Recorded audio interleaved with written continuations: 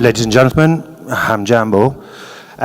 Thank you for joining me today. I just want to quickly walk you through a project that we are working on in South Beach, Dar es Salaam. I'm sure many of you are familiar with Tanzania's biggest destinations. It is in fact a land of superlatives. Africa's highest mountain, Africa's deepest lake, Africa's largest lake, largest game reserve, home to such tourism heavyweights as Serengeti, Kilimanjaro, Zanzibar, the list goes on. And recently, Dar es Salaam has been enjoying significant year-on-year GDP and tourism arrival growth as well, which has caused Dar es Salaam to be recently recognized by PwC, PricewaterhouseCoopers, as a city of opportunity for 2017. There's significant population growth going on as well, so Dar es Salaam will be considered one of the top 5 mega cities of the world by 2030.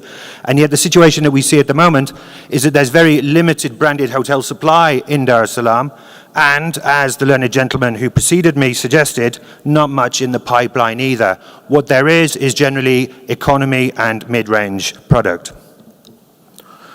We believe that the site and the location is important. This is what's hindered Dar es Salaam in the past.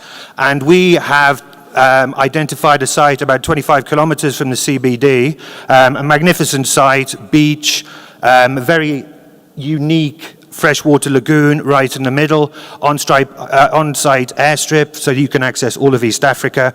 You can get to Kilimanjaro, you can get to Serengeti, you can get to Ngorongoro in a matter of hours. East African capital cities are all there within a morning's reach, and Salaam Game Reserve is also very close by as well. So this airstrip will change a lot of things. It brings in a different type of guest. It's 10 minutes by plane from Dar es Salaam, and we are currently running Cessnas in there for $400 for 6-seater each way, so very accessible to all of our guests.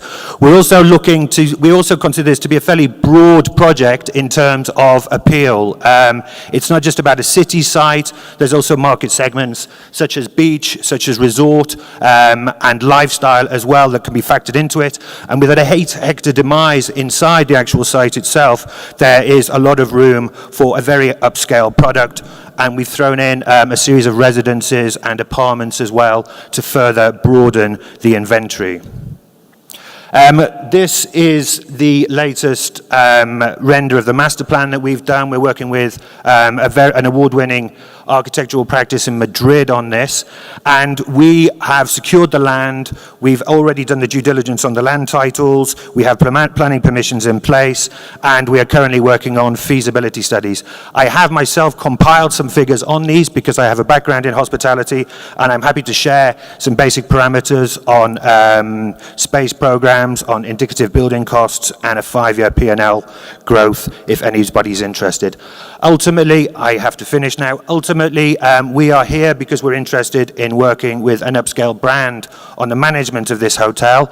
And whilst we do have some expressions of interest in equity, we are also exploring our equity options at the moment as well. It's a magnificent opportunity in a city that's barely been touched with significant growth potential, and we invite people to join us in fulfilling our aspirations. Thank you. Thank you, Bobby. I've got a question. What sort of figure are you looking at financially? For the hotel, in fact, the hotel's actually in a separate, we've separated the hotel from the main residential estate in order to kind of keep the equity structures very simple. And we've based that around 35 million is the cost that we based around industry parameters of 300,000 a key. And the types of brands that you think would suit it? Well, as we've seen, most of the brands are not actually represented in Dar es Salaam. So any of the brands, the upscale brands that also have a good history of working in Africa and also have proven experience with residential and executive management programs, we would be happy to work with any of them. Well, thank you. Thank you very much.